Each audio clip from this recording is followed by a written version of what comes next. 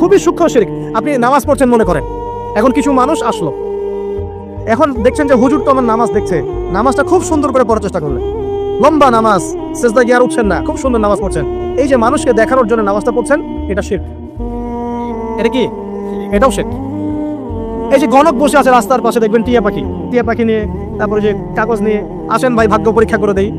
আরে ভাই, তুমি যদি মানুষের ভাগ্যই পরীক্ষা করতে পারবা, তো তুমি রাস্তার পাশে কেন? তোমার ভাগ্য কেউ পরীক্ষা করেনি কখনো? এতটুকু কমন সেন্স আমাদের নাই? ও যদি আমার ভালো মন্দ করতে পারে, ভবিষ্যৎ বলতে পারে, তাহলে ও রাস্তার পাশে বসে আছে। ওর তো প্রাইম মিনিস্টার হওয়ার কথা, ওর ইলেকশন করার কথা। তো দেখেন, এই যে ওখানে গিয়ে আমরা কি করি, ভাই আমার হাতটা দেখে দেন, ভাই আমার অতীত বলে দেন, ভবিষ্যৎ বলে দেন, এবং এগুলো দিন দিন বাড়ছে। কিন্তু এই রাশিফল, কবিরাজি, গণকি, এগুলো দিন দিন বাড়ছে। এবং আমি লক্ষ্য করছি দিন দিন আরেকটা জিনিসও বাড়ছে, সেটা হলো জাদুবিদ্যার চর্চা করা। এবং গ্রামে গঞ্জে কুফুরি বাড়ছে না? কুফুরি করা, তাবিজ করা, বিচ্ছেদ করা, স্বামী স্ত্রী বিচ্ছেদ করা, মেয়েকে বশ করা, সন্তানকে বশ করা বাড়ছে না? সবই শিরক, এগুলো সবই কুফুরি। এগুলো মুসলিমরা করছে না? মুসলিমরা এসব শিরকে লিপ্ত আছে বলেই তো অন্তর কঠিন হয়ে গেছে।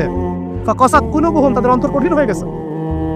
তো একটা হাদিস বলে এখানে খালি, নবী সাল্লাল্লাহু আলাইহি ওয়াসাল্লাম বলছেন, যদি কেউ কোনো গণকের কাছে যায়, গিয়ে বলে দেখেন তো আমার হাতটা একটু, ও কিন্তু বিশ্বাস করে না যে এ ভবিষ্যৎ বলতে পারে, খালি এমনি বলেছে একটু দেখেন তো, বলার সাথে সাথেই 40 দিনের নামাজ কবুল হবে।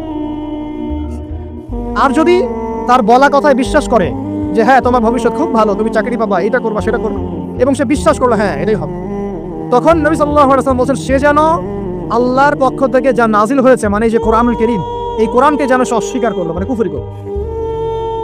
এগুলো আমরা করছি না ভাই? অনেক কিছু করছি আমরা। স্তম্ভের পূজা করছি, অনেক মুসলিম আগুনের পূজা করছে। আগুন জ্বালিয়েছেন, মাথা নত করছে কেন? আগুনের সামনে আপনি মাথা নত করবেন কেন? আপনি একটা স্তম্ভের সামনে, গাছের কাছে, সব গাছের সামনে দাঁড়িয়ে মাথা নত করে ধ্যান করবেন কেন? আপনি মেডিটেশন করছেন কিছু, আপনাকে নামাজ দেওয়া হয় নাই?